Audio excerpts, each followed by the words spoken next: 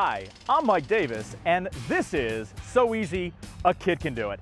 The show where Baltimore County high school students give you simple home improvement tips that are so easy, a kid can do it.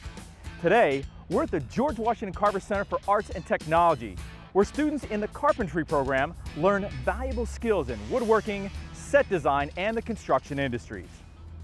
Mike, good to see you again. Hi, Mike. All right, so who do we have working with us today? We have Pasha, Devin, and James. Excellent, welcome gentlemen. So what is the project going to be for today? Our project today is to install a ceramic tile floor. All right, and when would you install a ceramic tile floor? When you're remodeling or replacing your kitchen floor. Okay, sounds good. Now it looks like we've got a lot of stuff going on. What are some of the tools we're going to need for this project? You're going to need a grout, your float, a 1/4-inch notch trowel, drill, tape measure, chalk box, and the tile. Over here, you have your fiber tape, masonry screws, framing square, spacers, sponge, adhesive, and cement board. Now, what's the purpose of the cement board? Why can't I just lay the tile right onto the plywood? You don't want to lay the tile right onto the plywood because the ceramic tile can crack actually if water gets underneath of it, and so you just want to have cement board over top of it to give it thickness. Okay, and that's obviously a very important first step. Yes, definitely. And don't forget the ceramic tile has to have 1 inch of thickness underneath of it. And the cement board provides that thickness. If you lay it right on the plywood itself, the adhesive is really designed to stick to the cement and the plywood, but it sticks to the cement much better. And remember, the cement board is porous and it resists water. And if water would happen to get underneath the tile, you would have some water resistance. Okay, excellent. So, what is our first step?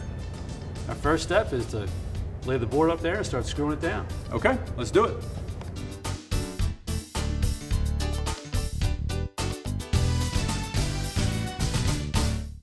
First, you want to prep your work area by cleaning and make sure all debris is gone. Next, you will want to get your cement board laid down, lettering faced up so that the tapering is facing up as well. Now, as far as the gap goes, I noticed that you have this really tight. Do you want it tight or do you want to have a spacing between the two? You want it as tight as possible, so now that we're good, we can start screwing. Okay. Now, is there any distance between screws that you want to put these things in, or what? 8 inches would do for now. Okay. So when they're putting the cement screws down, it's okay to use your hand for a gauge just to guesstimate 8 inches. You don't have to measure.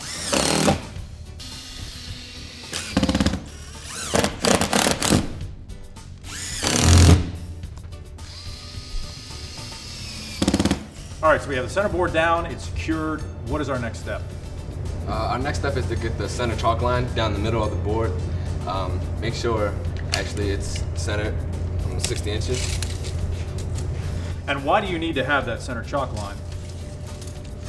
So make sure that the tiles are in place correctly, going in a straight line.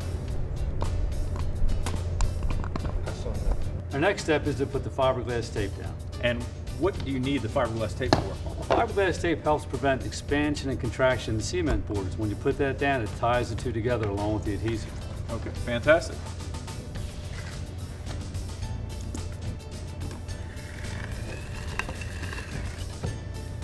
Okay, so the adhesive is down, the tape is down. What is our next step? Our next step is to dry lay the tile. And why do you want to dry lay the tile? You want to dry lay the tile to make sure that the edges are equal and to get an idea of what it's going to look like when you're finished. Okay. There are 3 different patterns that you can choose. You can choose the center pattern, which is putting the tile in the exact center of the floor. Or you can have the 45, which looks like this. Or you can have the offset 6 inches, which is what we're going to demonstrate today. Okay, so what is our next step? Laying everything out? Yes. Next up, we will lay the tiles out as we normally would. Just guessing with the gap to be about a 1/4-inch gap between the tiles. So this is the dry fit. It looks great. What is our next step? Next step is to remove the tile and put down the adhesive. I'm going to keep this tile in place to make a starter tile, Mark. We're going to put down a bed coat of adhesive on the cement board about a 1/4-inch thick. Being careful not to cover the center marks. If you cover the center marks, you won't know where to place the tile. Now, what are these tools that are using to apply the cement? These guys are using a 1/4-inch notch trowel to put down the adhesive, and the 1/4-inch groove in the adhesive makes a traction on the glue so it holds the tile much better. Now, I noticed they're just doing one section. Why not do the whole floor all at once? As you're learning how to do that, it's important not to get ahead of yourself. If you get too far ahead of yourself, the adhesive can dry, and then you'll have to scrape it up and start over again. Making more work for yourself. Making a lot more work for yourself. So these guys are doing a good job getting the grooves in there. And once the grooves are down, we'll start laying the tile.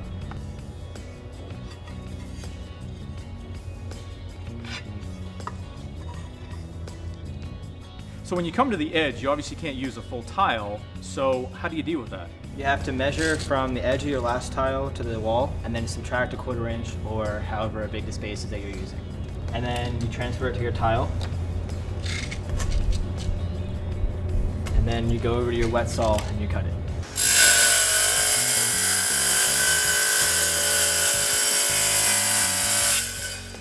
So the tiles are in, the glue has been drying for 24 hours. What's our next step? Our next step is to get the grout into the cracks. And what tools do we use to get the grout into the cracks? Well, we have the float, a bucket of grout, sponge, and water. Now I'm noticing that you're using kind of an off-white colored grout. Are there different colored grouts or is it all the same color? The different color grouts are available if you have a different color tile than we do. We have a tannish tile, so the tan off-white grout goes with the tan. But if you have a darker tile, maybe a darker color grout or even a lighter color will go better. Now I noticed that you have a gap between the tile and the wall. Why do you need this gap here? Well, you want to push the grout in between there because it's the same as the middle of the floor. It's up against the wall. So what are you guys doing with the water and the sponges here? We're cleaning off the tile and getting the grout into the creases.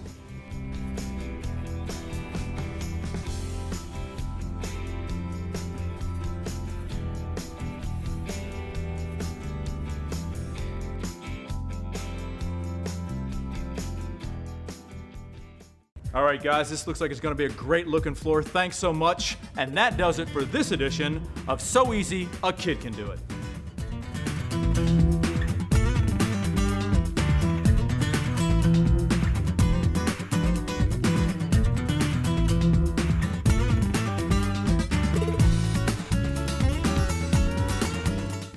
Okay.